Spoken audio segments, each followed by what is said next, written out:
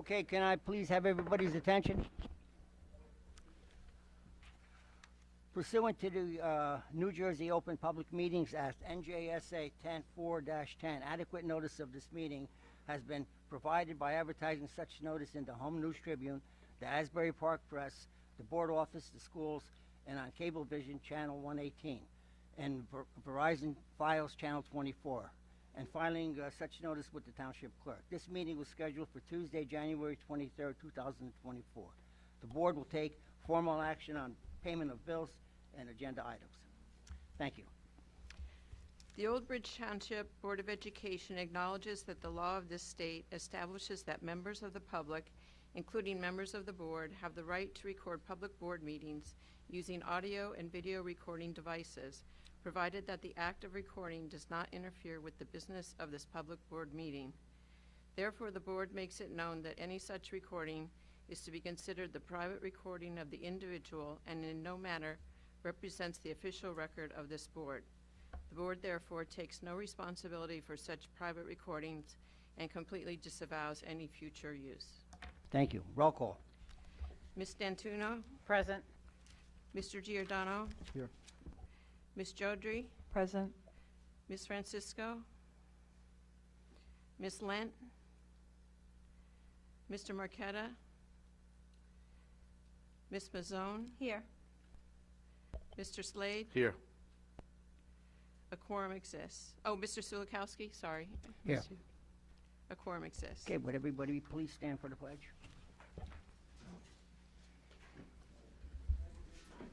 Of the United States of America, and to the republic for which it stands, one nation, under God, indivisible, with liberty and justice. Remember, move the Board of Education acknowledges that the Isa Sacchitelli District Bus Aid express its deepest sympathy to her family and friends.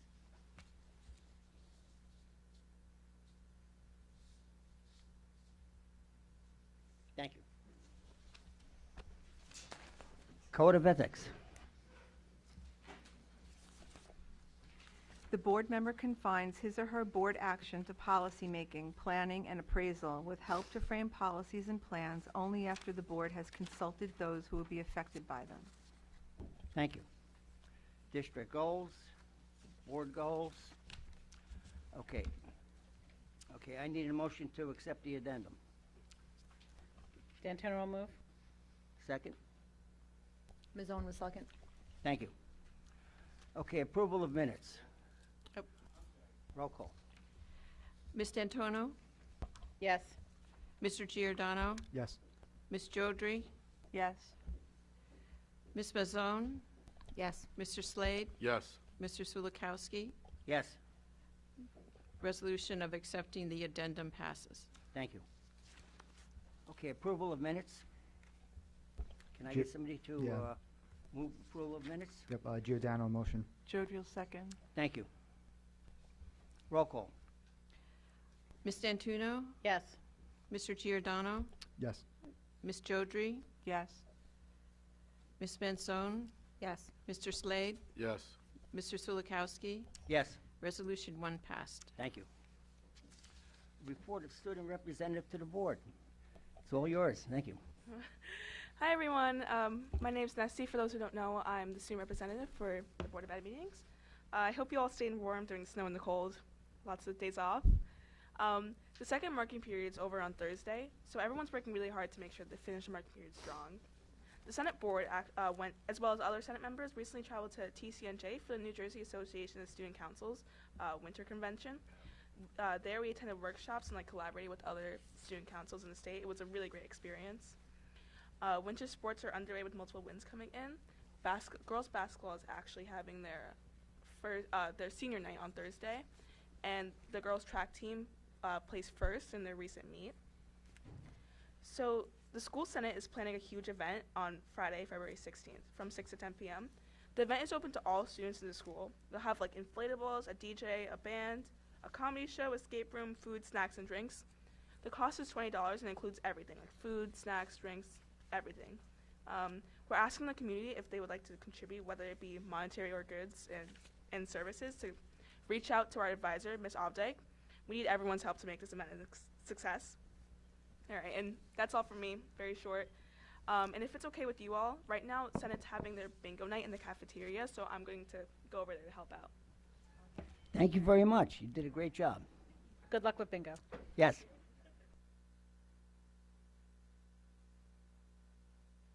Can I get somebody to move recognition, please? Ms. Owen will move it. I would like to separate number 1. Giordano, second. I'd like to separate number 1 for discussion. I would like to separate number 2 for discussion. Okay. Discussion, go ahead. I would like to read the names of the people, the staff who are retiring. Shelley Berg, Megan Pribraca, Christina Romeo, Gina Ruggiero, Lisa Tonneson, Ida Klotz, Hannah Wilkinson, and Lori Rodrigue. Congratulations on your retirement, and thank you for your dedication and service to Old Bridge schools, students, and families. Thank you.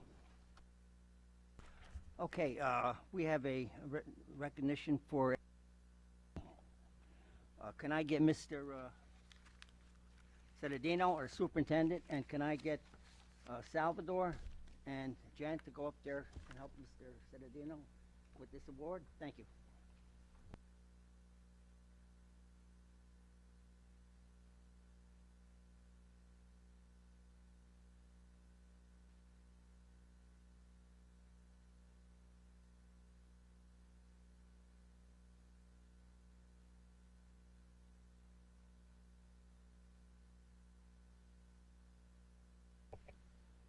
Can I have Christopher and his scout supporters come up behind him and come join me at the dais, please? Please, Scout Masters as well. Everyone can all come up here.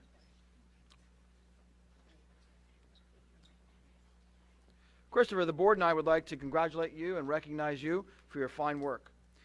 You're being recognized tonight by the board for your outstanding dedication to our special education PTA and assisting them with erecting a communication board at the John Glenn School.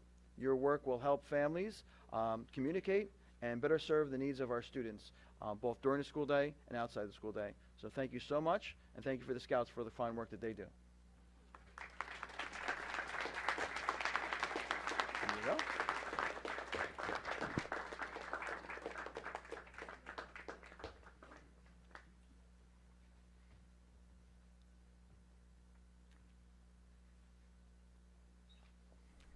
Anybody from the Scouts want to say anything? No? Plug away. More projects coming up? No? Well, one of the things I'm always proud about is that at Old Bridge Schools we support all the scouting endeavors, and if you need projects, we'll give them to you.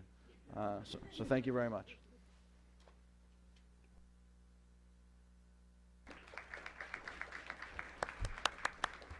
Thank you.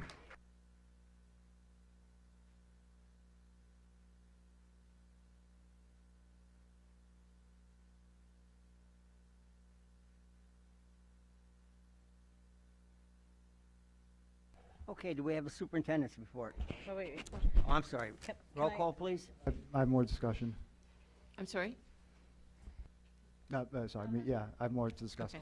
Okay. Yes, Ms. Rodrigue, 10th grade geometry honors, thank you very much.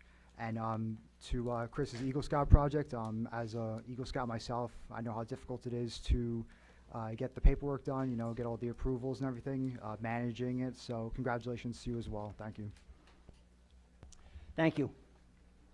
Anyone else?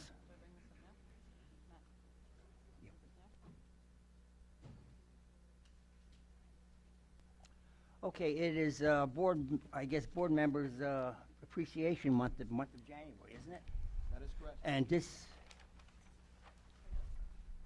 let's present this.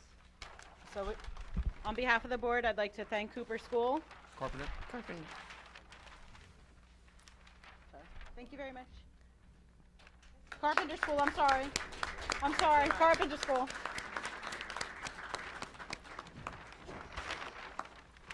Post-it's right in front of my face, and I still misread it, so I apologize.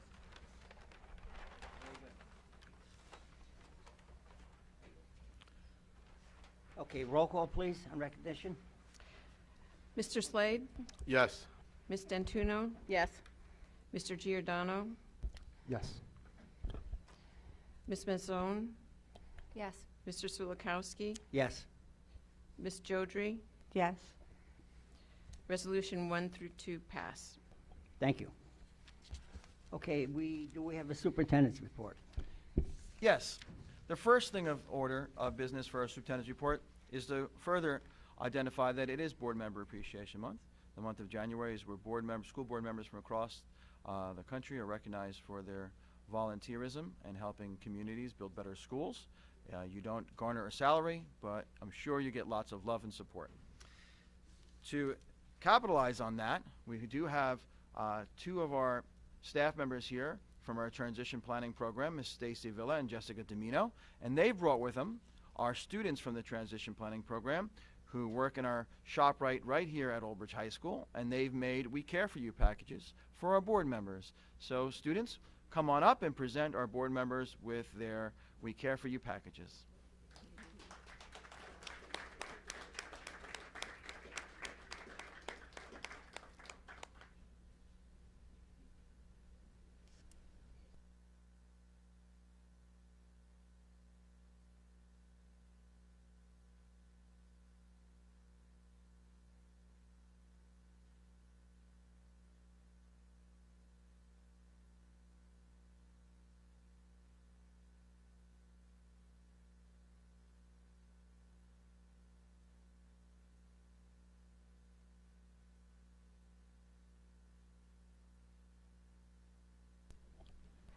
Thank you, Ms. Domino. Thank you.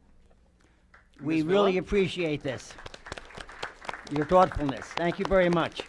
And thank you to the students for being here. We will make sure that any packages that you have for the board members that aren't here, we'll make sure we get them to them. So thank you very much.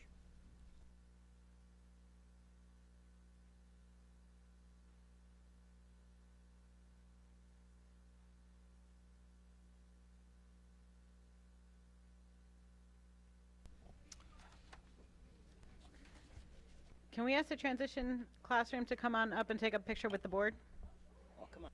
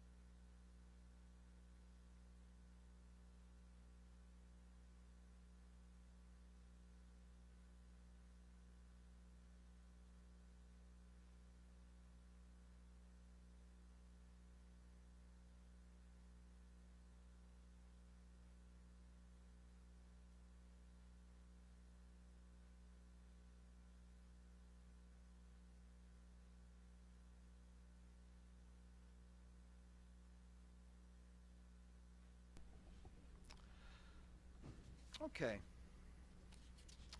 To the board members, you did receive this report yesterday. I presented it to you also in printout version so you can follow along.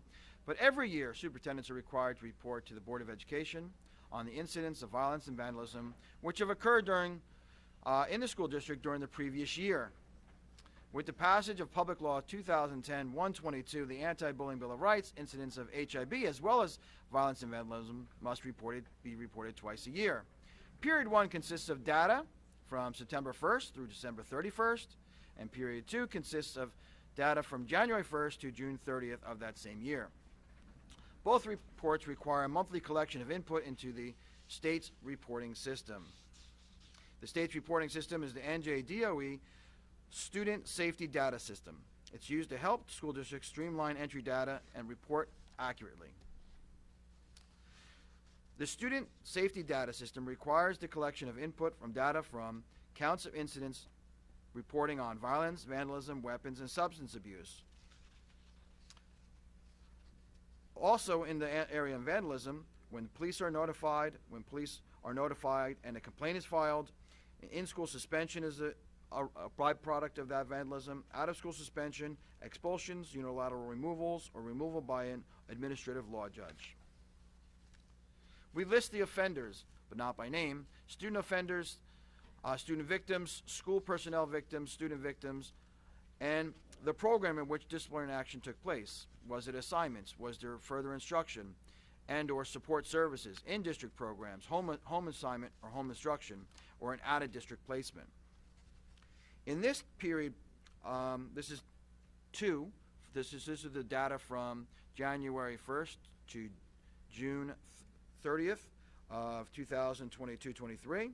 There were 29 incidents of violence, 10 incidents of vandalism, 2 weapons violations, and 20 substance abuse violations. The number of HIB confirmed incidents was 63. All 63 took place during the required 10-day investigatory period. The Board of Education rendered a decision in all 63 of those cases. A number of HIB alleged incidents was 90. So 90 were alleged, 63 were confirmed. The 10-day investigation took place in all 90. The Board of Education rendered its decision in all 90 of those. For the board, you can see I provided with you also totals for the previous years when we started being required to collect this data, going back to 2011-12, and the same for the HIB. It's only in the 2017-18 you had to differentiate between confirmed and non-confirmed HIB data. So you have that information. I've now reported to the board as required twice within this school year. Thank you, Mr. Cittadino. Additionally, I did want to report that I did meet with the TSA today. And you might say, Mr. Cittadino, why are you meeting with the TSA? Are we going on a flight? I learned that the TSA has now been doing outreach for transportation safety beyond flying. They're doing rail transportation, shipping transportation, and road transportation, which includes school busing. And they're planning on working with myself and our Director of Transportation in innovative ways, and we increase the safety that we have for our school buses and our contracted buses. I know everyone here in this public and in our board will appreciate anything we can do to make our buses safer, and some of the innovative trainings that we'll do will take place over the course of the school year, and we can only report back to them after some of those trainings do occur. But I'm happy to have had the opportunity to meet with someone from TSA, and they came down here and did a very nice presentation, and they're very willing to want to work with us. I reached out to other superintendents from Middlesex County, and no one was doing this kind of training. They weren't even aware that it existed, so we're glad that we know about it, and we can better our district through it. The last thing I have in just public interest of safety and being good to one another, I'm sure that many of you heard about the incident where there was a family murder-suicide in Union Township last week. And you may say, why am I reporting to you about that? Well, we're also at the forefront of having many operations here in New Jersey to strengthen our student emotional support. One of them is our dog therapy dog program.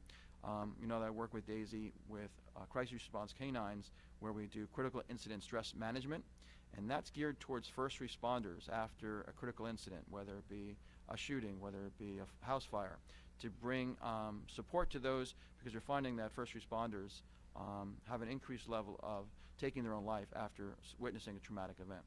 So that was our first New Jersey event. We got a call at the end of the school day asking for Daisy and myself to go do critical incident stress management with first responders who respond to that scene where unfortunately a mom had taken the life of the whole family and then herself. And I say this only because we are in fragile times with a lot of people at their breaking point, and you can't think of anything in the human mind and the human psyche that would say that they would do that to their own children and their family. So just be kind to one another, be supportive of one another, because you don't know what someone's going through to make them make that terrible decision. So that's it. Thank you. Thank you, Mr. Cittadino. Progress toward goals? That was all encapsulated in there, Okay. sir. Any correspondence? No? No. Any special committee reports? Yes. Okay. The CARE and DEI committee is meeting next week. The CARE the CARE and DEI kind of flip-flop as far as who starts what first. So this one's going to be, the 6:30 is going to be CARE, and we're going to go over the website and look at different companies that if we change hosting companies. And then at 7:30, the DEI meeting will meet, and we're going to go over the family survey that went out around conferences, and then look more in detail at breaking down the HIB numbers that have come in. So we invite you all to the administration building next Wednesday. Thank you. Any other committee reports? No? That's it? Well, Dave, the Family Academy night, that's tomorrow, right? That is tomorrow, yes. That'll be taking place with a retired member from the DEA, assisting families on identifying threats to their own children's safety at home. Hearing of residents on any agenda items. I guess we got no takers, okay? So the question from the floor was, what is CARE and DEI? CARE is Community Awareness, Relations, and Engagement, and the DEI is Diversity, Equity, and Inclusion.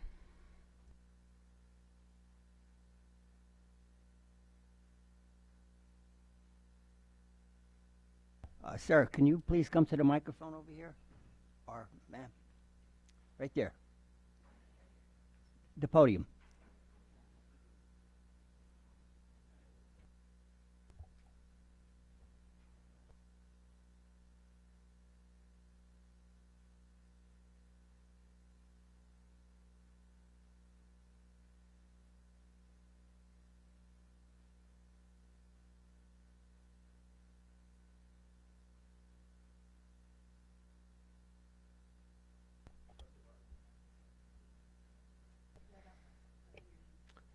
Charles Brightweiser from Albridge, and I just never heard of this CARE DEI thing before. Diversity, equity, inclusion. What does that mean? How does it relate to our students? Care, everybody needs care. That's understandable. Well, the CARE committee is almost like a community relations. We hear concerns from the community and incorporate it with the school district, because some of the issues like the website might not fall under the other committee work that the Board of Ed does. As far as DEI, we make sure that all abilities and races feel included and as part of our community, and seek out and solve any problems that we hear our families and students are experiencing. Oh, and that's all up to the student to come and bring it to the board, right? The students, the families, the community. It's a public meeting, so anyone can come. Oh, okay. Yeah. Diversity, equity, inclusion. I'm hearing a lot about that, but it's very like it's something that sounds good but has no real definition. Can you fill me in on that?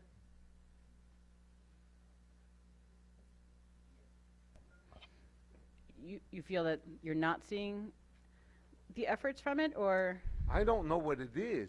So we started the committee. The committee's been around a few years, but last year we made it an official committee instead of an ad hoc committee.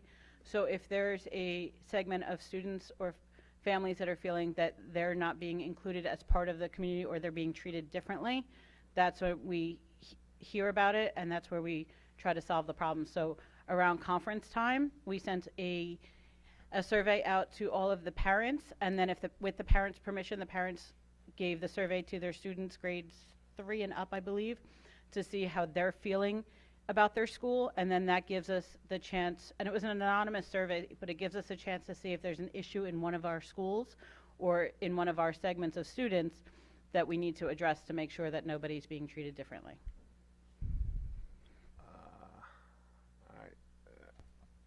I can chat with you more after the meeting if you want to discuss I wish it you more. would. I don't want to waste everyone's time, but this is very interesting to me.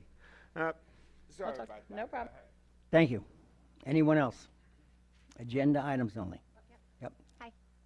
Hi, Kimmy Ventarola. I am here speaking upon SEPTA. I just wanted to really thank Christopher Giordano and Troop 129 again for completing our communication board at the Glen School.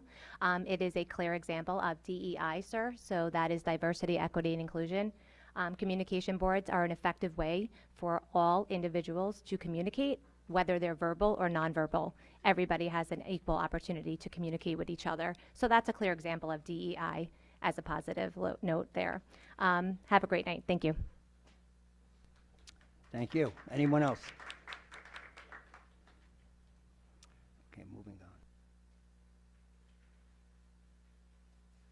Okay, we have nothing under policy. Curriculum, professional development. Can I get somebody to move curriculum, professional development 1, 2, and 3? Jody will move. Can I Slate get a will second? Slate? Okay. Roll call. Ms. Mazzone? Yes. Mr. Slade? Yes. Ms. Dentuno? Yes. Mr. Giordano? Yes. Ms. Jodry? Yes. Mr. Sulikowski? Yes. Resolutions 1 through 3 passed. Thank you. Moving on to finance, 1 through 9. Can I get somebody to move finance, 1 through 9, please? Yep, Giordano, move it. Jody Second? will second. Thank you. No? Roll call, please. Ms. Mazzone? Yes. Mr. Slade? Yes. Ms. Dentuno? Yes. Mr. Giordano? Yes. Ms. Jodry? Yes. Mr. Sulikowski? Yes. Resolutions 1 through 9 passed. Thank you. Athletics, 1. That's all we have is 1. Can I get somebody to move athletics? Danton will move. Can I get a second? Jody will second. Any discussion? Roll call, please. Ms. Mazzone? Yes. Mr. Slade? Yes. Ms. Dentuno? Yes. Mr. Giordano? Yes. Mr. Sulikowski? Yes. Ms. Jodry? Yes. Resolution 1 passed. Thank you. Non-certified personnel office, Giordano, make a motion. just 1. Can I get a second? Slate will second. Any discussion? Roll call, please. Ms. Jodry? Yes. Ms. Mazzone? Yes. Mr. Slade? Yes. Ms. Dentuno? Yes. Mr. Giordano? Yes. Mr. Sulikowski? Yes. Resolution 1 passed. Thank you. Personnel operational, number 1. That's what we have. Can I get a motion to move it? Giordano, motion. Second? Danton will second. Any discussion? Roll call, please. Mr. Giordano? Yes. Ms. Jodry? Yes. Ms. Mazzone? Yes. Mr. Slade? Yes. Ms. Dentuno? Yes. Mr. Sulikowski? Yes. Resolution 1 passed. Thank you. Non-certified personnel, other, 1 through 7. Can I get somebody to move non-certified personnel? Giordano, Slater. Second? Thank you. Any discussion? Roll call, please. Ms. Dentuno? Yes. Mr. Giordano? yes. Ms. Jodry? Yes. Ms. Mazzone? Yes. Mr. Slade? Yes. Mr. Sulikowski? Yes. Resolutions 1 through 7 passed. Thank you. Certified personnel, 1 through 14. And Mr. Silikowski, that's number 4 as revised by the addendum. Okay.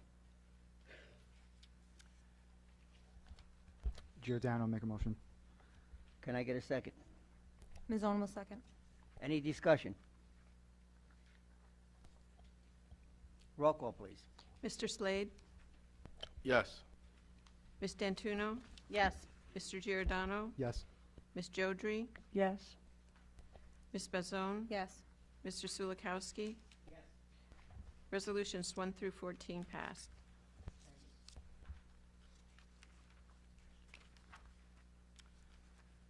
Non-certified personnel transportation, 1 through 4. Can I get a motion to move it? Jody will move it. Can I get a second, please? Danton will second. Any discussion? Thank you. Roll call. Ms. Mazzone? Yes. Mr. Slade? Yes. Ms. Dentuno? Yes. Mr. Giordano? Yes. Ms. Jodry, Yes. Mr. Sulikowski. Yes. Resolutions 1 through 4 passed. Thank you. Transportation 1 and 2. Can I get a motion to move transportation 1 and 2? Ms. Owen will move it. Thank you. Danton will second. Thank you. Any discussion? Roll call, please. Ms. Bensone, Yes. Mr. Slade, Yes. Ms. Dantuno, Yes. Mr. Giordano, Yes. Ms. Jodry, Yes. Mr. Sulikowski. Yes. Resolutions 1 through 2 pass.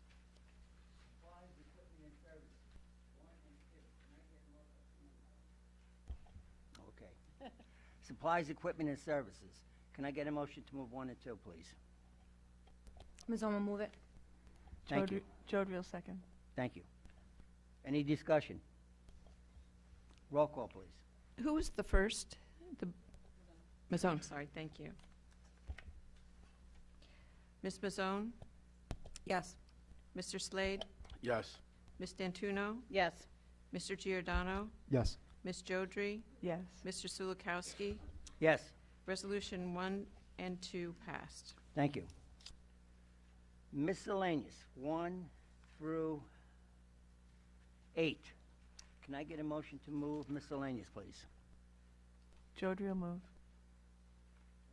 And please. Slade will second. Thank you. Any discussion? Roll call, please. Ms. Mazzone, Yes. Mr. Slade, Yes. Ms. Dantuno, Yes. Mr. Giordano, Yes. Ms. Jodry, Yes. Mr. Sulikowski. Yes. Resolutions 1 through 8 passed. Thank you.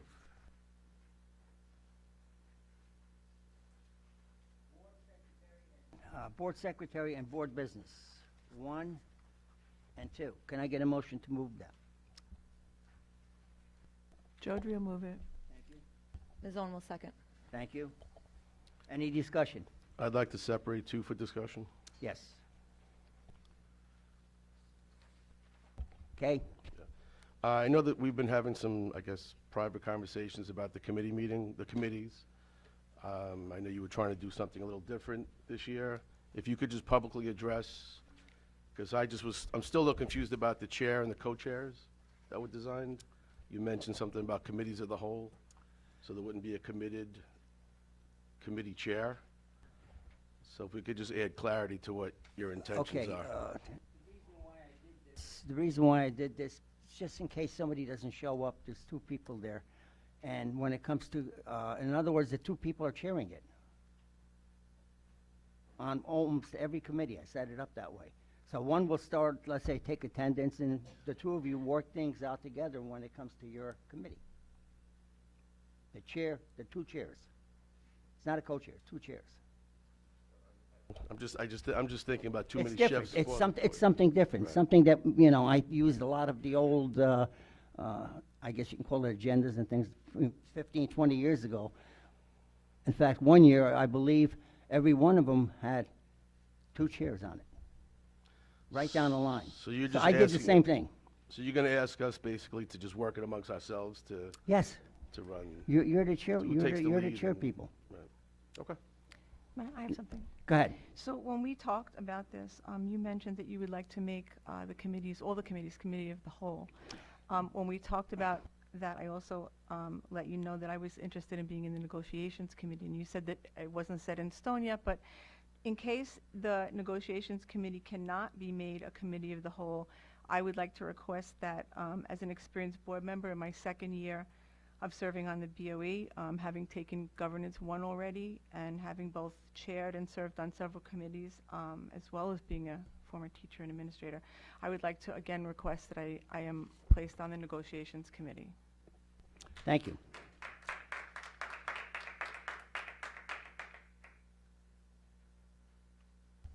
Anybody else have anything else? Yeah, one more thing. Go ahead. Just to add clarity, I guess even Chris maybe can answer.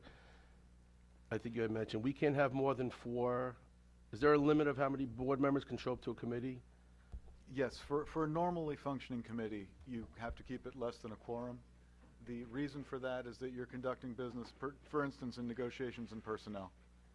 You don't want to be filing open public meeting notices of negotiation sessions and personnel issues where you're speaking about individual employees. So the cap is 4. If it's above 4, it's a public meeting. Even if the public's invited to the committee meeting? Yes, if the public is invited, you can go above 4, but then you are limiting what you're able to do when you are dealing with confidential issues like personnel and negotiations. Right, so I mean, negotiations, obviously, it's not open to the public, but a regular committee meeting that's open to the public, we can have more than 4 members. Yes, like an example is your policy committee meetings. Those are generally open, and you've done them formally as committees of the whole. But even when you do a so-called just normal policy committee meeting, all board members and all members of the public are invited. You can continue to do that. Thank you. So in other words, if, for example, if somebody's running curriculum and the 5th board member shows up, it's committee of the whole, isn't it? If it has been sunshined, then that's fine. If it has not been sunshined, somebody's got to leave because it's a public meeting that you have not provided adequate public notice for. So you just have to watch it. If it's over 4, it needs to be advertised. Or can we make all the committees committee of the whole? Sure you can. That's what we're going to do then. But you would have to exclude certainly personnel and negotiations from that. That I understand. And also probably special services. You're going to run into a lot of confidential issues, so you can either start it as a committee of the whole and go into executive session, or you can keep it as a committee of less than a quorum of the board. You have already in your bylaws, you have the right to operate any committee meeting as a committee of the whole. It's just a question of sunshine notice within, or no less than 48 hours beforehand. Okay, that's what we're going to do then. So And- most of the committees will be committee of the whole. If 5 or 6 board members come to the meetings, it's fine. So, and it's no offense to any of the members, but just optics, personnel and negotiations are the ones that can't be committee of the whole. And you, Christina, and Elena ran on a ticket together. So optics, it doesn't look good as far as transparency and as a board. So I don't know if we can revisit those 2 assignments. Okay, so, That's why we're here. so can we not We have to vote work on, together somehow. Go ahead. can we not vote on number 2? Or what happens if we vote it down? Then what's the? Yeah, I spoke to a couple board members about this before the meeting. You're not voting on it. It is an acknowledgement. It is listed on your agenda for the knowledge of the board and of the public. It's agenda attachment. But under your bylaws and under Robert's rules, this falls under presidential privilege for Mr. Solikowski. So it is his decision. It's his decision to change it if he chooses to also. Right. Absolutely. Thank you. Thank you for. Anyone else? Hopefully, nobody's confused now.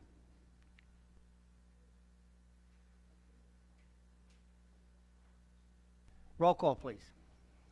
Ms. Jodry? Yes. Ms. Mazzone? Yes. Mr. Slade? Yes. Ms. D'Antuno? Yes. Mr. Giordano? Yes. Mr. Sulikowski? Yes, Resolutions 1 and 2 passed. thank you.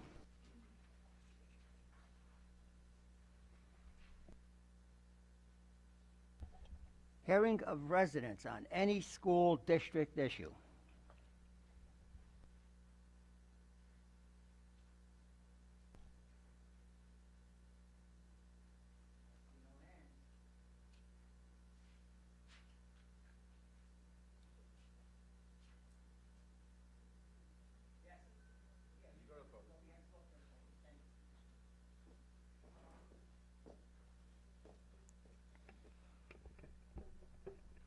Testing. Okay. So this is any school district issue, is that correct? Okay, I just want to make sure I'm in. Sure. I just want to make sure I'm in. Okay. So my name is Adario Moore, and I am a citizen of Middlesex County. I'm here to speak a little bit in reference to Policy 5756, which deals with the rights and protection of transgender students. Being a 25-year educator as a Black open transgender woman, 3 years working as a Black transgender woman, first to walk in to a public school setting as a transgender woman. I'm here to speak on the rights of those youth in reference to it not being an issue of parental issue, is more of the faculty having the right to tell a parent. And so I just want to just come in just to just pull on the hearts just to consider not doing away with that policy to protect the youth. I believe in the school setting, especially, youth are number one. Children are asked to come here. I think it's up to them when they want to tell the parent, and if the parent is concerned, it's up to that parent to have that discussion with that child. I think a teacher should not have the right to contact the parent and say, hey, your child is transgender, talk to your child. That's not okay. That's going against their policy and against LAD. There's a protection in this state for that reason. Me being one who a child was exposed, I was parentally abused because of that. And so I know how that feels, so I'm not just speaking to say, oh, let me get up here and just fight, but I know what it feels like to be in that position. Many people think, and I'm not here to argue or debate about this, that children choose or people choose to be that way. I feel that no one has the right to decide that, especially not the government. And so I just want you to reconsider kind of grappling with that or doing away with that policy. Why? 70% of symptoms of LGBTQ, including transgender, non-identifying students, have had anxiety, 70%. That's with the 23-24 school year. 57% have dealt with depression, trans depression. 81% wanted mental health care. 56% of those students were not able to get any type of care, which means that they had to grapple with that, again, bringing up the suicidal rate, which the increase in suicide has increased based on LGBTQIA, including transgender students. This also falls into the DEI, direct equity inclusion. This is an example of that because these students have to be protected also. And also, those students who were not able to get the aid were predominantly Black and Latino students. So again, we need the diversity, equity, inclusion. And these students with policy 5756 have a right to be protected. So I just stand on behalf of that and just ask you all to please reconsider grappling with it or doing away with it. And let's just consider we don't want any more youth to commit suicide or be in that danger of committing suicide. Thank you.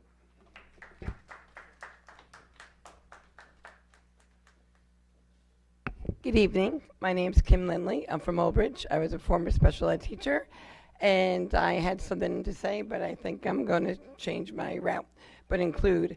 I am for rescinding 5756, and I want to thank you for your time and patience for taking a lot of time to go over this. And there's so many complex issues involved in this.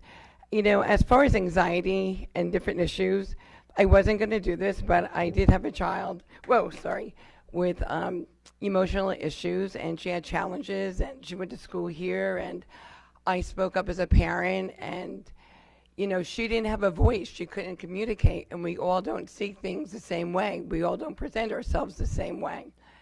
And as far as a teacher, I loved my students. I went to teaching because I like to inspire students, I like children, it was my passion. However, I was not their parent.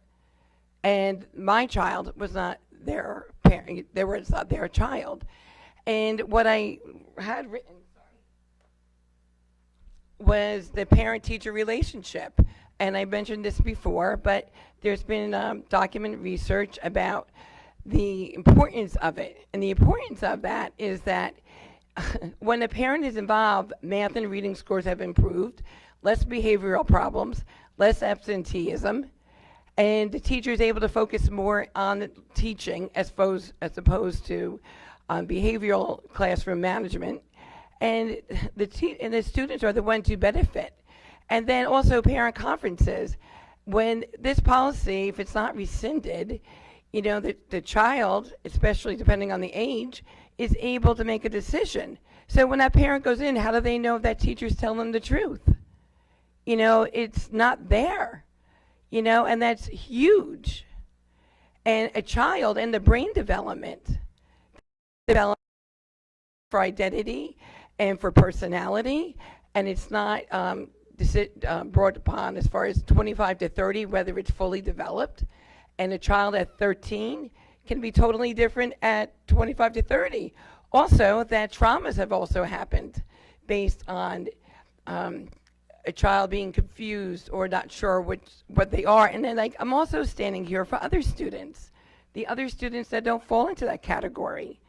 You know, it's a whole complex issue that's not going to be resolved by just changing everything, because you're missing out the whole student population.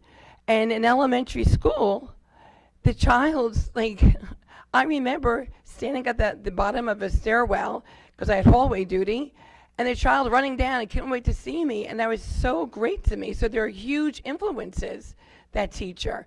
And then the students that are 13 to 18, we're responsible as parents to get them to school, to provide clothing, shelter, food. And you're talking about a huge decision, you know, about their identity that they can't change. And not saying anything that's happening here, but it's just a fact that when you give opportunities for children to be confused, especially little ones, as opposed to, who do I believe, my parent or the teacher? They're living a double life. So they're not getting clear, concise consistency, and a child needs consistency no matter how old they are. You know, so, and as a parent, as a child that had anxiety issues, she had depression, she had school, she had some school avoidance. But you can't see that by looking at her or any other student. I guess that's my bow. So, all right. But I just want to thank you for your time, and I did have something all together that was a little bit more concise, but when I heard the former speaker, I had to speak up for the other children. I had to speak up for my child. You know, and as a teacher, you're always assessing the needs of them, and bullying is in place, the policy for their feelings to address certain issues. So I thank you for your time, and I'm sorry for that. I'm not cool right now, but it's not a classroom, and I appreciate everything you did and you do. Thanks so much. Thank you. Anyone else?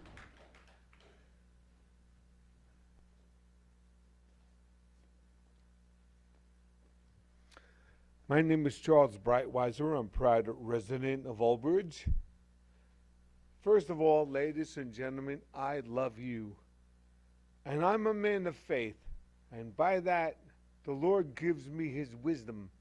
And by the Lord's wisdom, I'm going to help you to see beneath the veil of deception that's been put over on so many of us. You are put on the front line of a generational war. A generational battle. Our battle is not of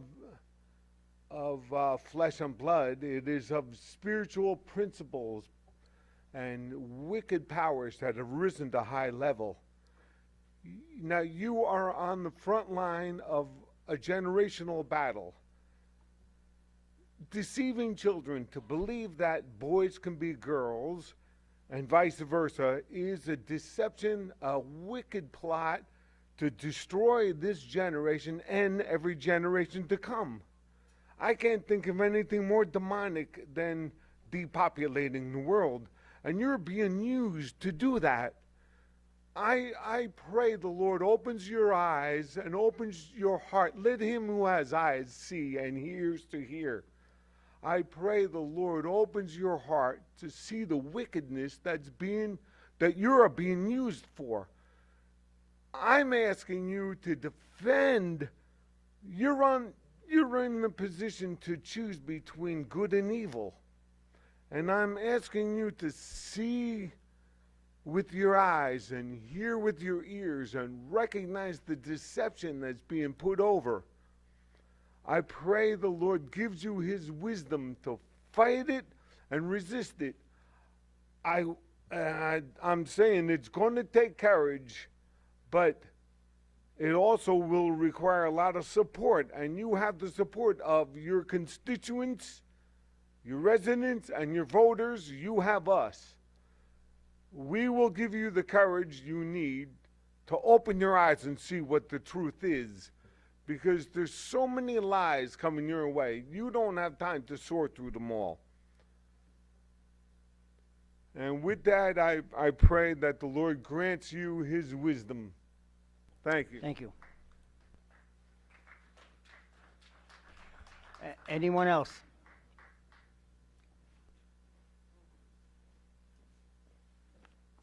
Sorry, I didn't see you. Did you want to go first? Okay.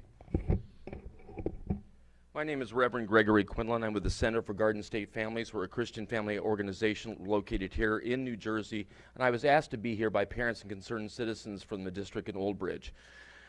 As you see, my shirt says changed. I am an ex-gay, a former homosexual. I was just at a conference with multiple people who are also detransitioning because they were groomed and lied to about their gender identity. Once you do surgical transition, you really can't take it back. Once you remove your body parts, you can't put them on. Once you amputate testicles, penises, and breast, you can't restore what was taken away. Many of these children were groomed by people in their own public schools, in their government schools, to make decisions that harm their body and alter their life forever. Forever. No one is born LGBTQIA-XYZ+++. Sounds ridiculous? It's because it is. Everything that's LGBTQIA is a developmental gender identity disorder. Developed, not innate. Acquired, not inborn. The American Psychiatric Association said this is the MDs, quote, "There are no replicated scientific studies supporting any specific biologic etiology for anything that's LGBTQIA. Nothing." That's the end quote, by the way. Also, in 2018, in August of 2018, there was a large human genome study with 477,000 sets of human genomes. That beats the city of Newark, New Jersey's largest city, by 172,000. That study concluded at the end of that human genome study, quote, "There is no single gay gene," end quote. There's no cluster of genes, none of this. This contagion that has been going on for the last 30 years is drummed up hype. People are making a lot of money, but now Europe has realized the mistake that they made 40 years ago. They're reversing their decisions. They're stopping the transgender therapies. They're stopping the transition of children. They're stopping the damage they're doing to human lives. I would urge you to repeal 5756 because it gives permission to those in the schools that want to advocate for this agenda to lie to a parent, to not tell the parent what's going on with their child, the parent's child, not the school's child. They're not your property. God gave them those children, and the parents deserve to know what's happening to their child in any environment, particularly in the schools where they pay taxes. One last point. Those parents, they're the ones that vote for school board members. Thank you. Thank you. Anyone else?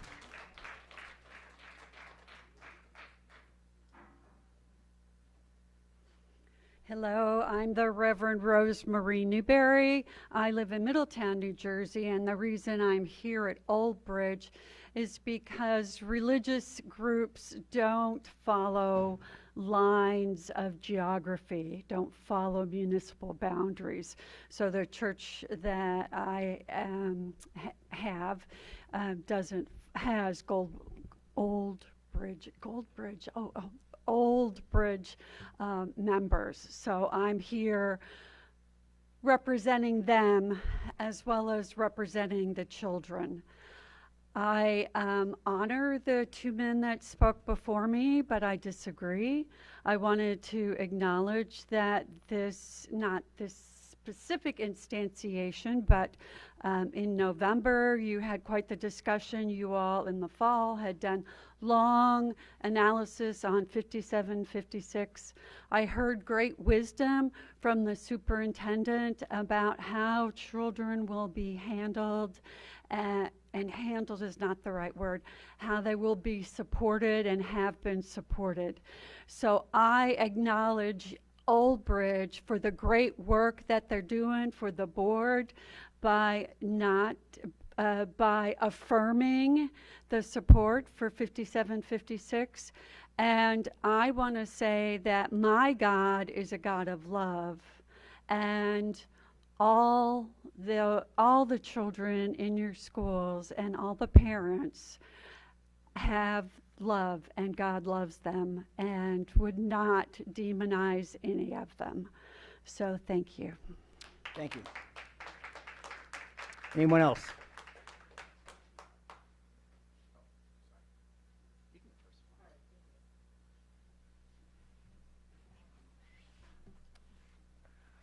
Hi, my name is Ash McGuire. I am a resident of Old Bridge.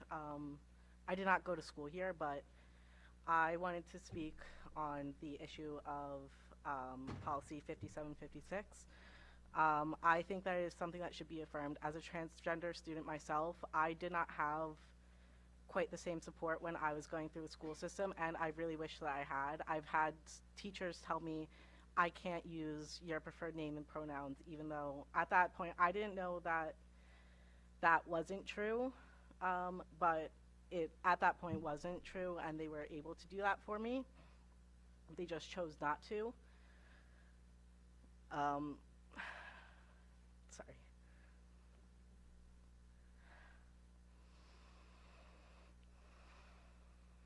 Like it was said before, 51% of teens, 57%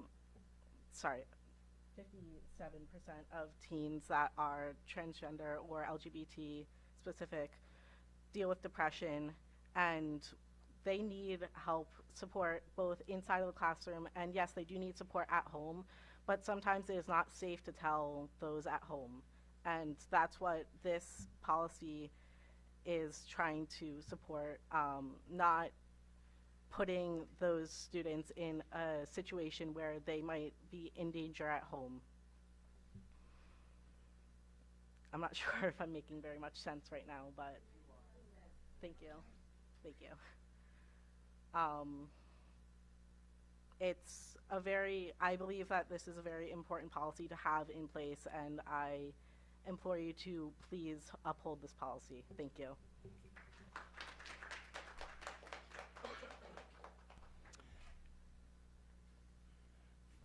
Pastor Brad Winship from Harbor Bible Church over in Lawrence Harbor, representing constituents of your township members over there.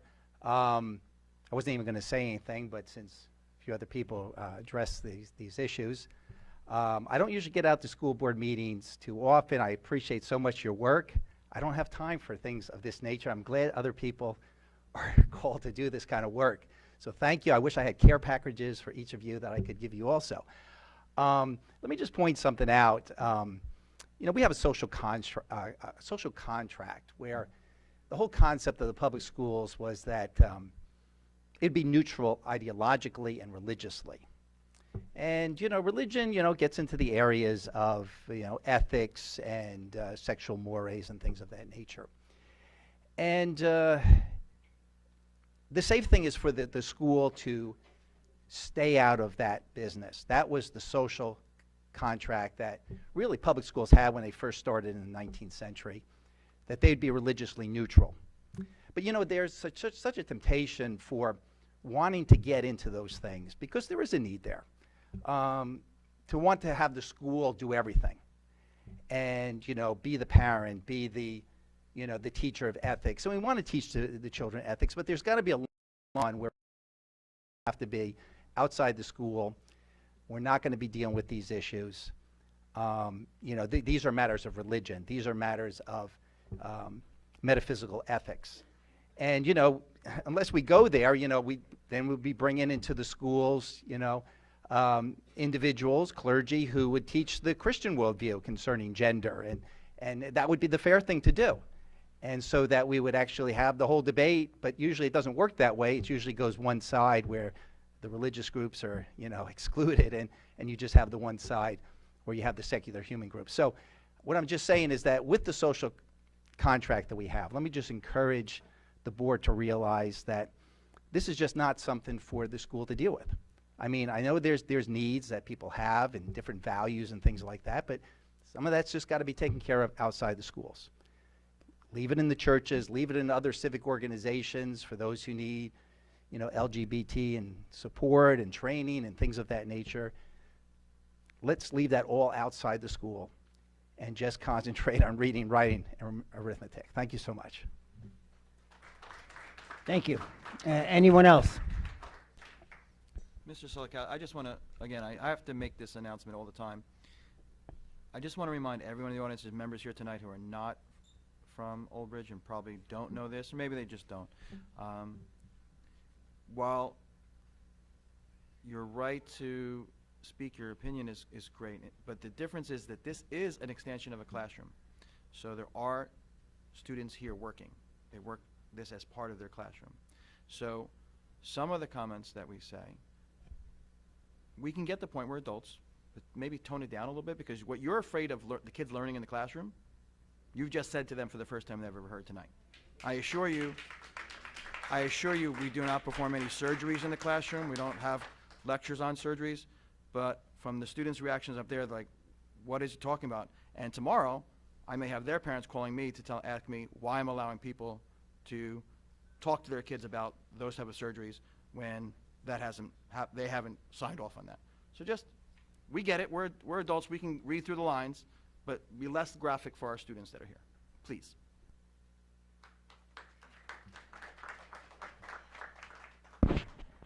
Hi, my name is Alice Marie, and I am from Colts Neck, New Jersey. And I just wanted to respond about some of the comments from the audience and put in some of my thoughts. I am a teacher also, of high school kids, so I have gone through some continuing education and where there was some transgender kids. So we're talking about transitioning and taking hormones and all that. And I said to myself, this is new to me, and I really didn't want to take a look at it. And then I read some testimonies of some people that have had experience detransitioning and the pain that they went through. And I'm listening to the woman who came from the church, and I do agree that God is love, but to love somebody is to also tell them the truth. And I care about this young person here, and I care about you, and I see that the thousands of people that are detransitioning years later and the pain they've gone through. And it's just something that's unnecessary, and I do believe that there could be other ways. As Mr. Quinlan had mentioned, I thought he is someone who can identify. He has been there, but he's put a wealth of time and experience and growth and studying what is the truth and studying a lot of information that I think everybody needs to fill that void or fill the place that they're looking for, that they're thinking that transitioning will fill. And one of the answers is, well, the answer, I believe, is God. But don't let me be the one to say this. I'm going to talk about a woman, Chloe Cole, who detransitioned, and she's the one who turned my head around when I said, I don't know this, I don't want to bother with this, I feel uncomfortable. And so I'm going to quote from when she spoke in front of Congress, and I'll just highlight some of the parts. She says that she's a detransitioner. Her name's Chloe Cole. And another way to put it is, I used to believe that I was born the wrong body and in the wrong body. And the adults in my life who I trusted affirmed my belief. And this caused me lifelong, irreversible harm. I speak to you today as a victim of one of the biggest medical scandals in the history of the United States of America. I speak to you in the hope that you will have the courage to bring this scandal to an end and ensure the other vulnerable teenagers, children, and young adults don't go through what I went through. She talks about at the age of 12, she began to experience what her medical team would later diagnose as gender dysphoria. And then she said that they asked her parents a simple question: would you rather have a dead daughter or a living transgender son? That choice was enough for her parents, my parents, she says, to let their guard down and to, in retrospect, I can't blame them. This is a moment that we all became victims of the so-called gender affirmation care. I was fast-tracked to the puberty blockers and then testosterone. The resulting menopause life of that hot flashes made focus on school impossible. So it affected her school. Then she had the double mastectomy at 15, and that's when I said, oh my goodness, this has changed this child's life forever. She said when her specialist first told her parents that they could have a dead daughter or a live transgender son, I wasn't suicidal. I was a happy child who struggled because she was different. However, at 16, after my surgery, I did become suicidal. I'm doing better now, but my parents almost got the dead daughter promised to them by my doctors. My doctors almost created the very nightmare they said they were trying to avoid. So what message do I want to bring to American teenagers and their families? I didn't need to be lied to. I needed compassion, to be loved. I needed to be given therapy to help work through my issues, not to affirm my delusion that transforming into a boy, it would solve all my problems. So she says, we need to stop telling 12-year-olds that they are born wrong, that they are right to reject their own bodies and feel uncomfortable in their own skin. We need to stop telling children that puberty is an option, that they can choose what kind of puberty that they will go through. Just like they can't choose what clothes to wear, just like they can choose what clothes to wear or what music to listen to. Thank you. Okay. Thank you. Thank you very much, and I just pray and hope that we can protect our kids and that you will rescind 5756. You're done. You're done. Thank You're done. you. Bye.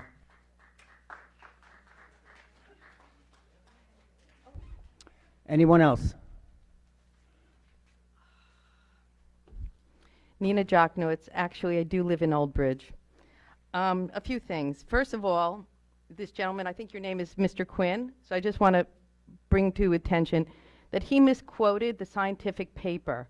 There were 470,000+ people that were evaluated in this giant, and by the way, I'm a neuropharmacologist by trade. I have 2 drugs on the market. That said, I have the study right in front of me, but let's not talk. Excuse me. I understand. I'm going to Please talk talk to to you the guys. board. Just talk I to the will. board. This is the deal. In that study, what they found was they couldn't find a single. They found multiple genes that would identify potential people who would be gay. However, they couldn't find a single one. The same way you can't find a single gene that can cause a lot of things, right? Like hair color. You can find a single gene that'll cause eye color changes, but not hair color. That said, there was a study that was brought up where there was a gay gene identified for men, and that was down in oh crud, hold on a minute, my screen went blank. I apologize, everybody. The linkage between sexual orientation and chromosome XQ28 in men but not females. Now, again, I'm going to talk to you guys. I'm just here hoping that you're going to reaffirm or not even discuss it or not redo it, the discussion on 5756. It's over. It was done. It was voted on in November. The lawyer has spoken about how much money it's going to cost this town, this Board of Education, this school district, if we have to go to trial, if you decide to go back on a decision that was made in November. The second thing is as was brought up by the superintendent and the lawyer, that the state, which is going to go after us if you decide to revert it back, you go against this rule, is that the state is going to come in and block you. So you're going to still have to support 5756, whether or not some people may not want it. That's it. So it's going to cost us a lot of money. It's costing us a lot of wasted time to sit here and go back through it with people coming from out of town who have nothing to do with our children, and children who are coming here and begging us to just respect them. These children just want respect. They're not asking you to tell them if they're queer or they're straight or they're transgender. They're just asking for you to just teach them. They love you. They want respect. And that's what you're going to give them. You're going to give them their privacy and respect. That's it. You know, and by the way, thank you for coming to the school, by the way. I appreciate it myself. I think that we have enough people who've come in this audience who have shown you that that you need to protect the students' rights. I think you have to do that, and beyond what has been asked. I'm probably rambling on, so I will stop. Keep affirming 5756. Thank you very much. Anyone else?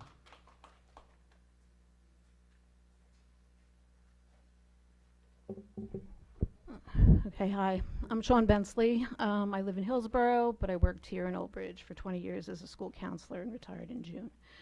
I wish I didn't have to come up here and say these things over and over again, but just to clarify, I remember back in November, Mr. Cittadino told all of us, all of you, that never in his time here has a parent come to him and complained about this policy as long as it's been in effect.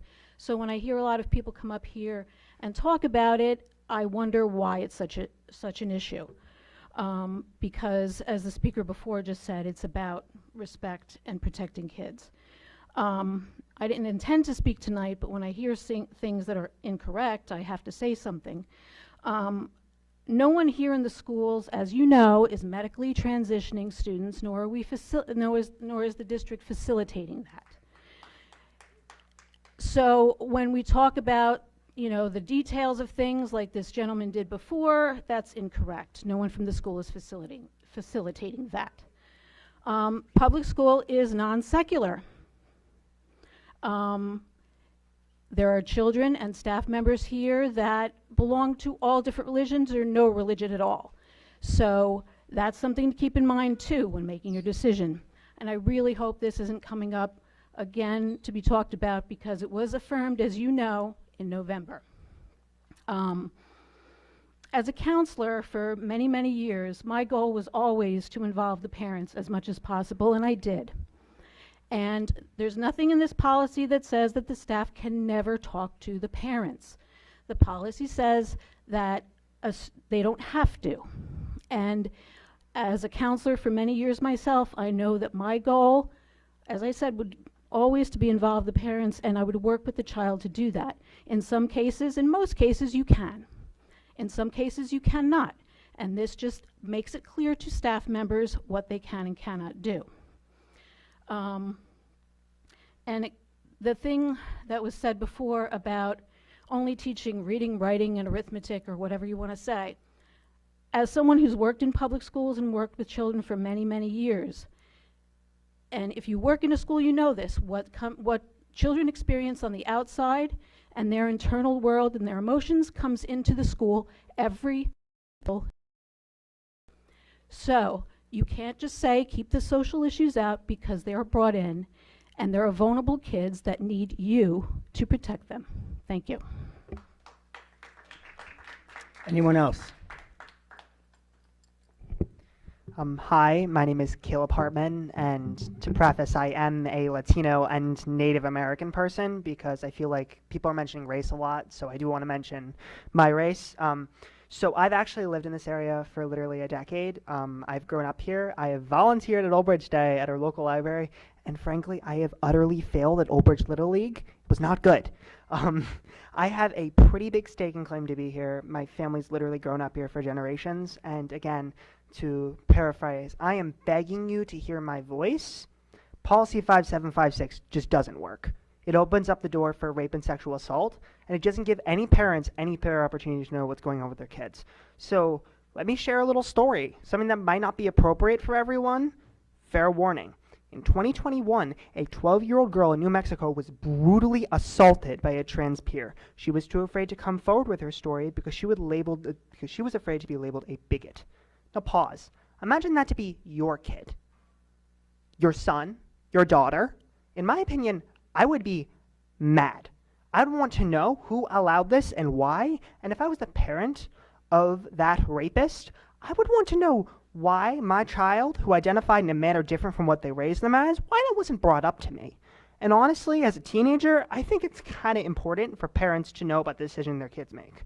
Because if my kid was maybe harming himself, I would want to know that. If my kid broke his arm, I would want to know that. I would want to be told by the school. Also, What's with the fear of parents abusing their kids if they're outed? Because, unfortunately, kids are abused because of a variety of things, and all of them are horrible and wrong. But we're still sending kids home with report cards, which, according to multiple studies, is a hot spot for abuse. And DIFUS in New Jersey literally investigates abuse. So let them do their job and be consistent and not change your guidelines to avoid stepping on toes.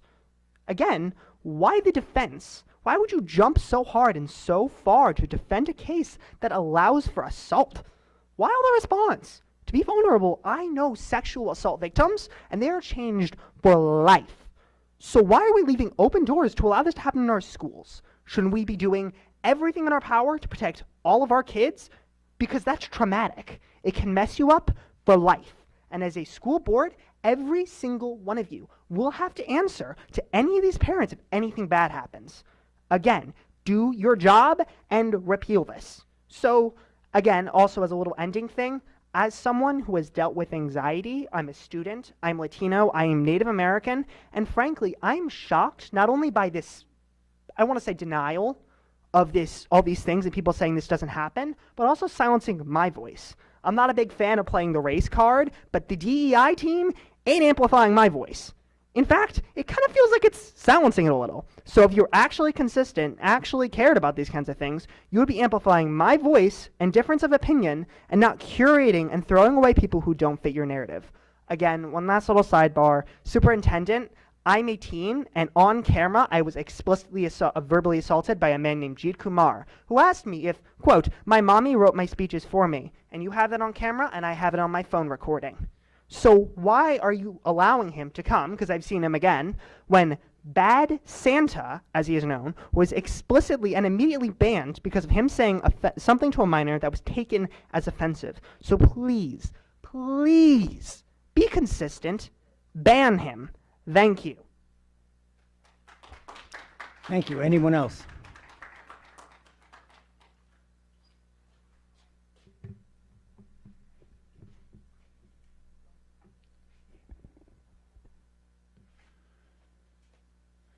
Good evening. Dan Finney, Aberdeen. I do appreciate each one of you board members for your service to this community. I and others have appealed to you as the adults in the room and gatekeepers to rescind 5756. Yet issues surrounding the policy have become contentious and misconstrued. So I want to review some of the reasons that we have asked you to act. And for starters, I want to say people have not been honest about the origins of the policy and how well it was known early on, and many parents still have no idea what is in it or what the implications of this policy are. Words have meanings, and if you actually look and assess what this policy says and implies and what the consequences will be, those words, the meanings of those words, translate into policies that have consequences. So here are some of those reasons that have been highlighted before. This policy is not mandatory, and protections for all kids are provided elsewhere. Attempts to ameliorate the problematic statements and ambiguity would likely be met with a lawsuit. The courts have ruled in favor of the right to abolish, and a federal court upheld that ruling. Whether conservative or liberal, you should take this opportunity to push back against government overreach, or you will lose your local autonomy and discretion. Because the reality of affirming feelings-based gender choices is child endangerment. Because affirming gender experimentation and expression without question is antithetical to state law requiring schools to stress abstinence. Because we should not be lying to kids about something contrary to basic science, the natural world around us, and what is clearly stated in our Bibles. Because there is no possible way to change a person's genetic makeup, the fundamental basis of gender. Affirming gender fluidity is absurdity. Because these kids deserve the truth from those entrusted with their education. Most actually know the truth intuitively because they are made in the image and likeness of our Creator. Yet they are being encouraged to embrace a world of make-believe. Because this policy is not age appropriate for K through 12. We need to stop the over-sexualization of our children in school, along with indoctrination agendas. They may not realize it, but they did not come up with these ideas on their own. They are being fed. To help protect children from the explosive rise in STDs, if gender identity based on feelings is affirmed without question, how can you expect adolescents to abstain from sexual experimentation based on feelings? To prevent further alienation of those children struggling through adolescence, this policy creates a basis for resentment. To prevent contributing to an environment of applauding and giving attention to young, impressionable kids being misled and encouraged on a path that most will gravely regret. To refocus attention on the appropriate role and function of public education. And to avoid legal jeopardy. It's the exact opposite of what people have been parroting in the past about legal consequences. Just look at the news. Also, keep in mind that none of the cheerleaders and enablers of this fantasy world will be around in a few short years when these kids graduate, when stark realities set in, and he or she realize they cannot reclaim their childhood or heal the damage, emotional or physical. Please represent the best interests of our children and repeal this policy. Thank you. Thank you. Anyone else?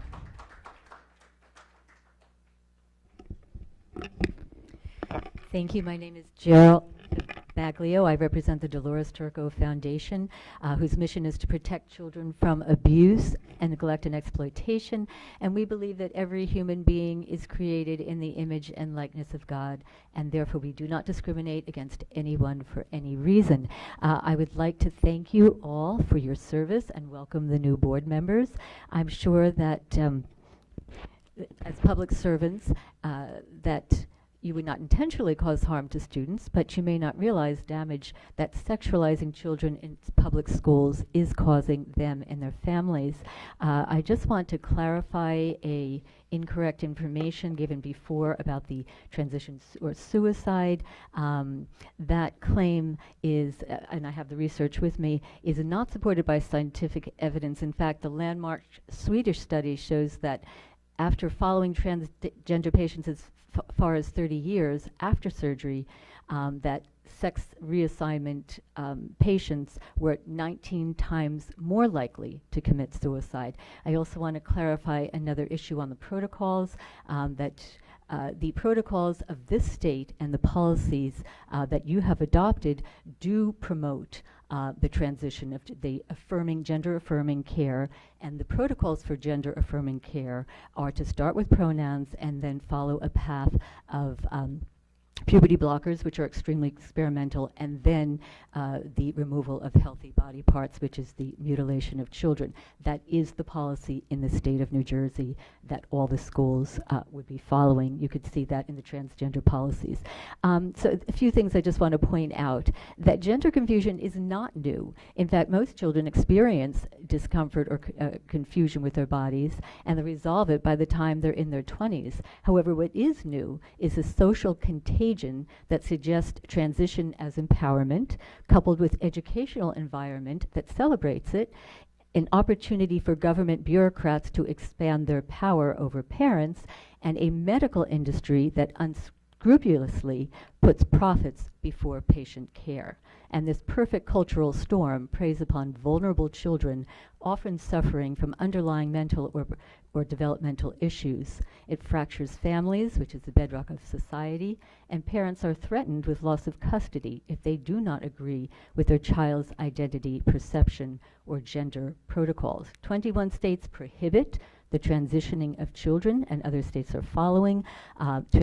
Gender policies conflict with rights of educators and healthcare professionals to educate their freedom of speech and religion, and also violates parental rights.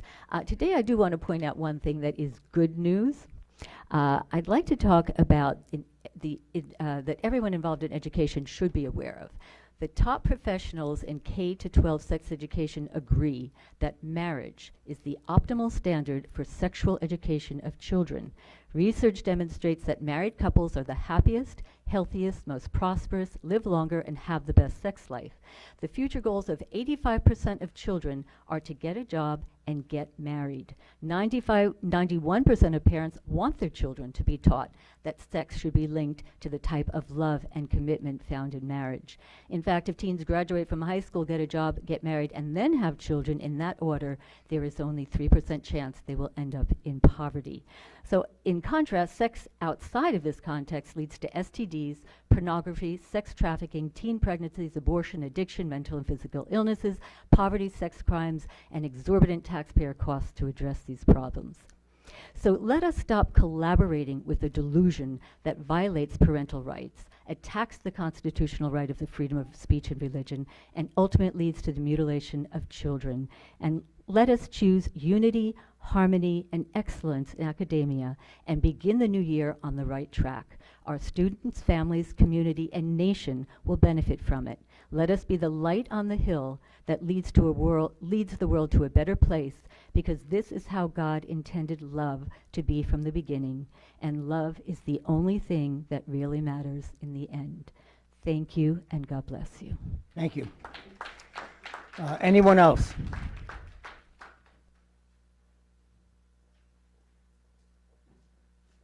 Hi, everyone. I didn't expect to come up and talk today, so I might be all over the place when I talk. Can I get your name, please? Yes, Mariah of Old Bridge since 1979, so 45 years. I'm an actual product of Old Bridge school system, along with 7 to 8 cousins. Currently have 3 kids, one who graduated a few years ago, one going to graduate soon, and a third child who's still got about 7 to 8 years left. So with that being said, being an actual parent who has kids within the school system, I don't have an issue with policy 5756. Basically, it is a policy that's administration for the school to run to understand how to address children of transgender with their name identity. It's not teachers approaching our kids, telling them you're gay, you're trans, you're bisexual, and so forth. Again, I'm a product. My cousins are product. My kids are product. Never once have they been encountered by a teacher telling them you are not what you are. If you actually deal with the teachers of our school, including to security, to teachers, to gyms, to lunchroom, none of our teachers do that. Our teachers are fully invested with our kids. I have yet to encounter a teacher that has stepped out of line. So understand that the policy needs to be in place to how to address it. Same thing as there's policy for kids that are non-transgender that have legal name changes due to divorce, or they decided they want to use the middle name instead of the first name. It's a policy for administration. Just like every company I've worked at, we have policy and procedures in place.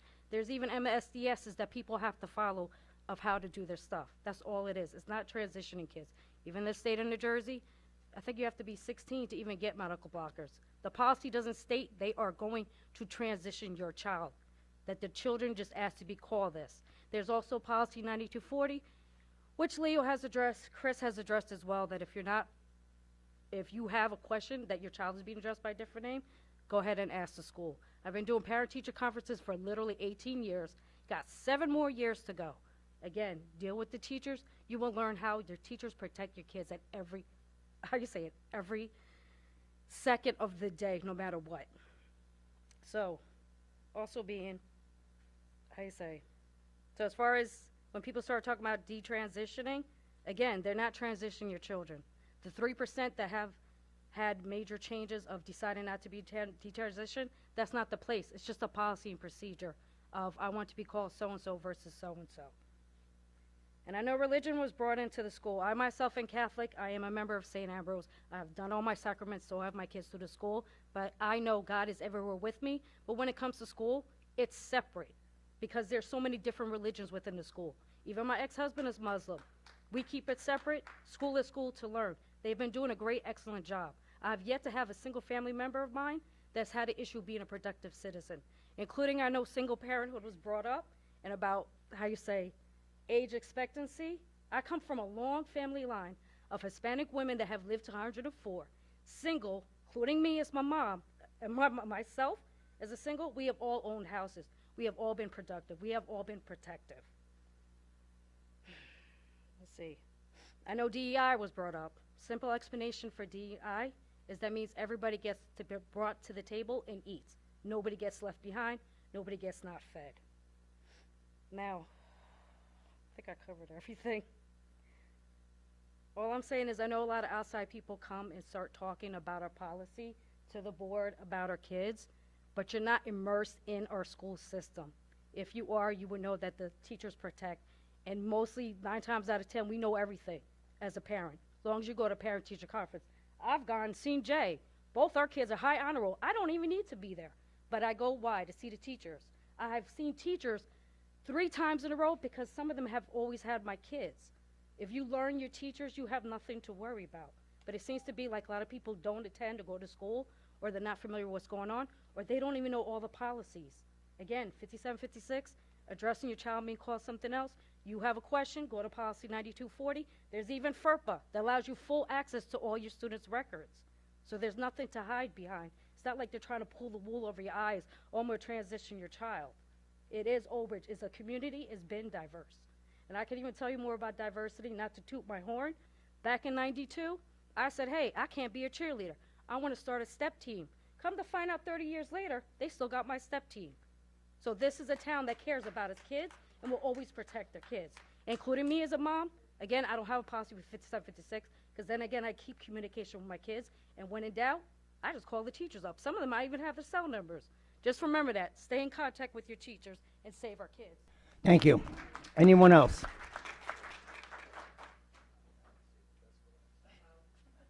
Don't worry. State your name, please. My name is Scott Mazzella. I'm the Public Relations Coordinator for Old Bridge Township Public Schools, and I'm a teacher at Sauk Middle School, where I teach 6th and 7th grade social studies. I'm not here to speak for or against anything that was commented on here tonight. This is a small room with a very big microphone. In early September, you go to that auditorium, and that's a huge room with a smaller microphone, with thousands of people who go out and make a difference every day from that room. I understand there's a mission at this microphone with this group. That's okay. I was here 2 years ago. I was here 10 years ago. I'll be here 10 years from now. Okay. Oh, welcome, by the way. Another Mazzella representing. I just want to remind the board that the best way to see what's really going on in our schools is to go there and see what's going on. Mr. Slade, I remember a couple years ago, I saw you at and I still see you at almost every event. Marjorie, same thing. Les and Jen. That will help you form your opinion about Old Bridge Township Public Schools. That's where the truth is, and that's where what we're doing is happening. You'll find that everything you heard tonight is not going to be there at all. What is going to be there is some amazing stuff. You know, we had an article in the paper about a great new music program at the high school. We have amazing new esports labs. Your tax dollars are being used to give amazing opportunities and equipment and supplies to your children. It's a great district. I just implore you to go out and see it for yourself. And, you know, missions will come and go, but we'll always be here. So, see you in school. Thank you. Anyone else?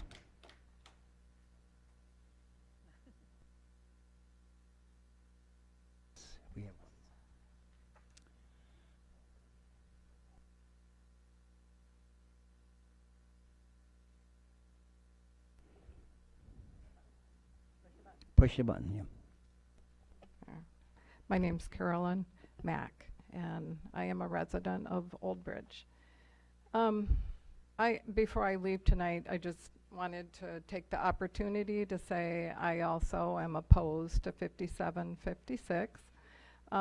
You've received letters from me. I've written to you my reasoning behind that. I've spoken here before. I've referred to a Monmouth University poll that was done just this past August, so it's very recent, showing that 77% of the parents that were surveyed, parents of middle schoolers and high schoolers, believed that they should be notified. if their child wanted to be called by a different pronoun or began a transition of any kind. Now this is middle school and high school, so I would assume the number would be even greater for elementary school children. So that's a pretty high number.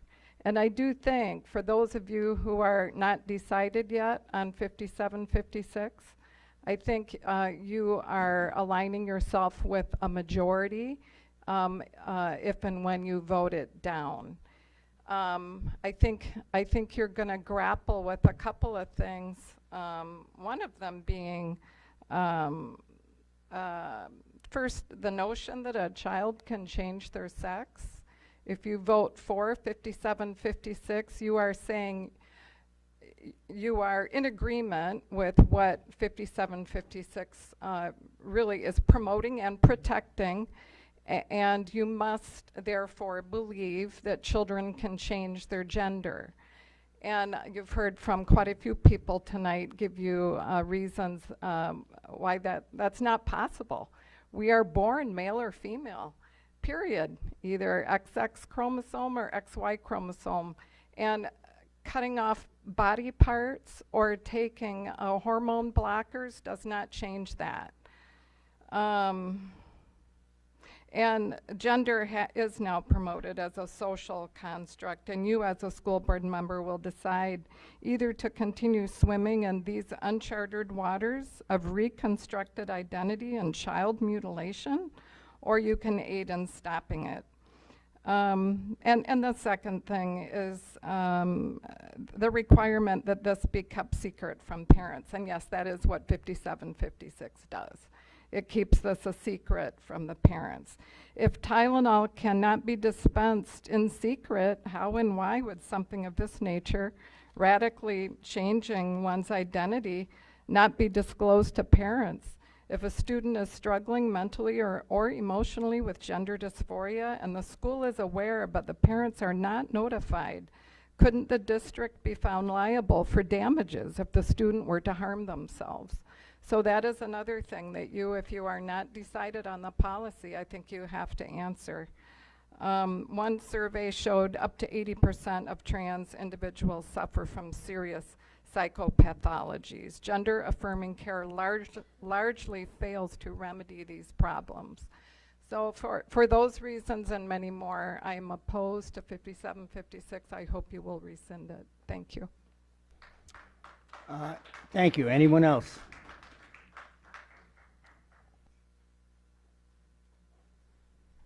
Hello. Hello. My name is Ron Mack. I'm a resident of Old Bridge. And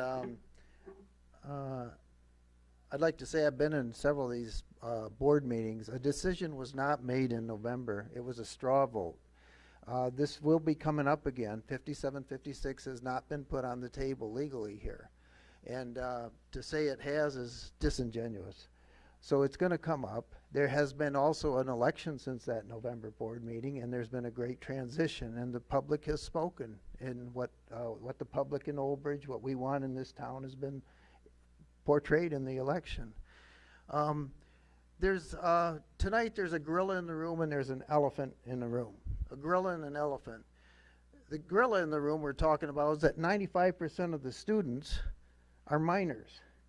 The Supreme Court has supported parental rights almost always. And then parental rights in New Jersey goes back 350 years. So we're going to overthrow that right now? They're minors. 95% are minors. When you vote on this, it's going to have long-term ramification. The elephant in the room has come up. Actually, it never came up before. Now it's starting to come up. Detransitioning. And do some research. You can do it in 3 minutes. There's a new industry arising in parallel with this growing transgender, which is brand new. It is new. And it's called litigation. And lawsuits against the adults who've misled children down this road are popping up and growing like crazy. The industry itself is a $2.1 billion industry, and it's growing. This is Google Chloe Cole has been mentioned, Lena Jane, Luca Hine, Anyone can Google it in 3 minutes and do research that fast. This is not ending well. It's starting in schools, but it's not ending well. It's medical malpractice. Counselors in Old Bridge schools with no medical degrees, have no business counseling people on medical. It's medical malpractice. So again, it's going to come up, 57, 56. That's why we had an election, and you all saw the results. And we don't know where it's headed, but it's going to come up again for a vote. And I'm saying let's rescind it, 57, 56. Our neighbors down the road just rescinded it last week. Towns in New Jersey are rescinding it like crazy. There's a reason.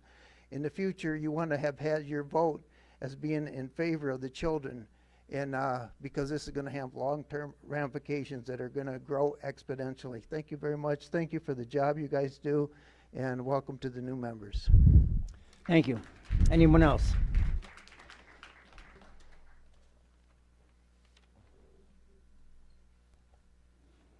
Hi, I'm Lux D'Antuno. I'm an agender student at Old Bridge High School. I would like to mention how this room is not a full room. There are many empty seats filled with loud voices. The people who didn't show up to say anything are showing that this is not a large enough issue to care about. It's not affecting enough kids for everyone to come in here and say it has to be removed. There are empty seats in this room showing it is not a large enough problem that it has to be removed. It's helping so many kids that there are empty seats, that people don't have to say remove it, that it should stay, and it's not a problem. Thank you. Thank you. Anyone else? That's it? Okay, any old business? New business? Mr. Slick, I just want to address it because there was a question or a comment. So it was kind of directed to me. So if the person is a minor, in which they were, are you a minor, sir? Then I can address that with your parents. And the first time you're saying to be consistent, but no one has ever addressed me that there was a concern in which you were verbally assaulted somewhere within here. So I can't be consistent if it's not reported. This is not a back and forth, just giving you information. You gave me information, I'm giving you information.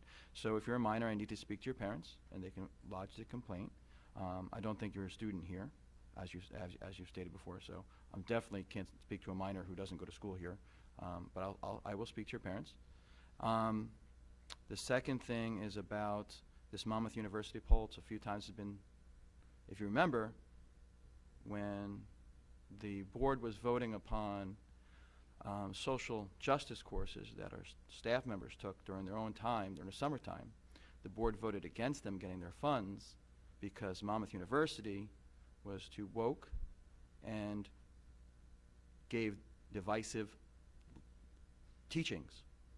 So the board said to the teachers, we're not going to pay you for the money that we receive free from Monmouth University that you earned because we don't believe in Monmouth University.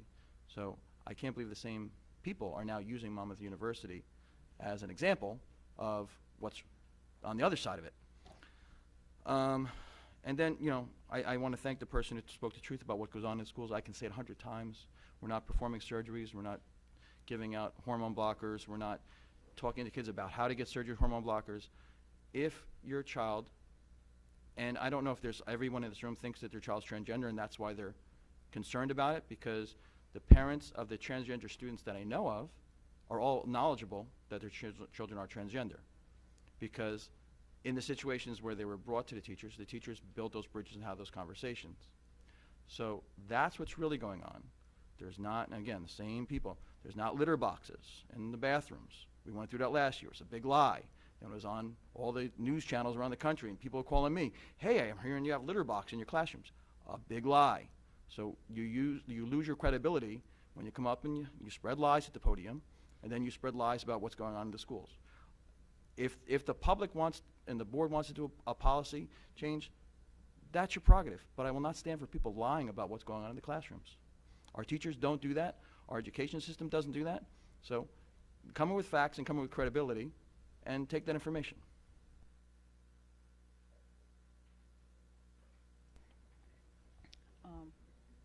I also wanted to bring up another topic of old business. I had also emailed Mr. Cededino about this.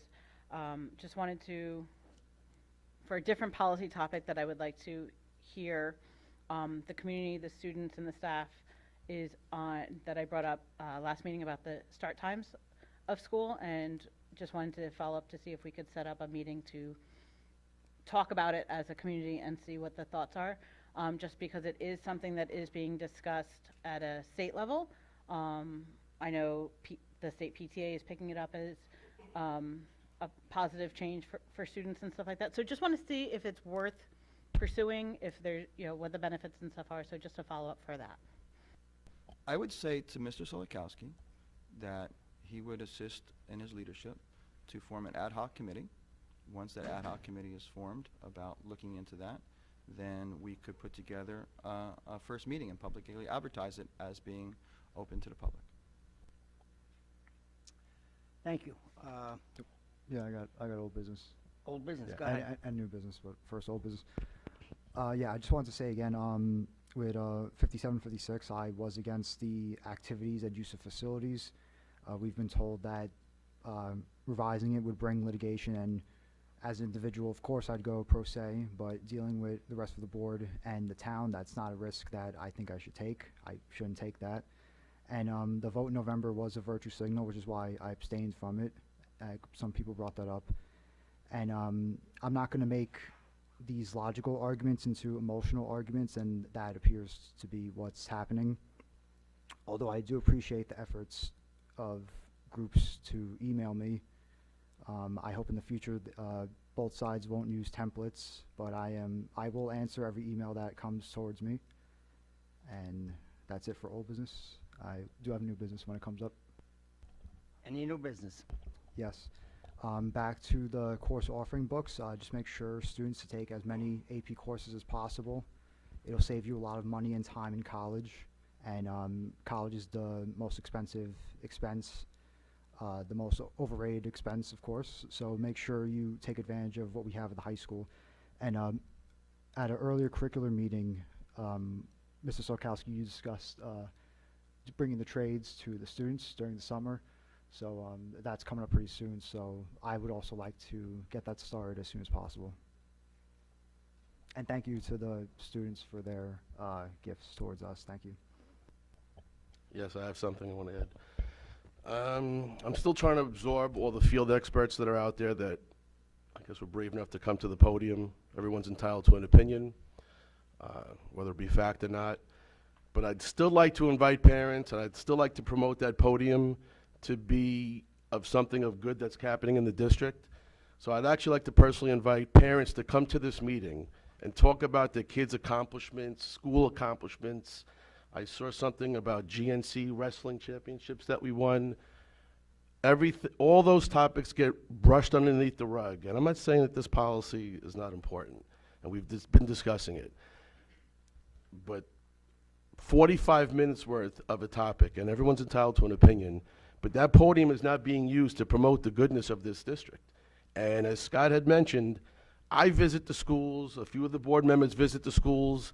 I see the artwork on the walls, I see the coaches, I see the teachers, and as Scott mentioned, we see it. We're not reading it, I'm not Googling it, I'm not looking at social media, I'm not checking Facebook. The board members that want to make a difference are visiting the schools. Good things are happening, so I invite parents to come in and just thank your teacher, thank your coach, that's a great picture. I mean, this is my daughter's school, so I'm going to take a picture of that, but like that was like a 2-minute presentation. So use that podium to talk about the good stuff that's happening here, and I'll continue to mention that. Thank you. Okay, thank you. Thank you. Can I? Go ahead. I want to thank Carpenter School. Again, I apologize for saying the wrong school, but thank you for the picture. Thank you to the transitioning classroom for ShopRite for our gift bags.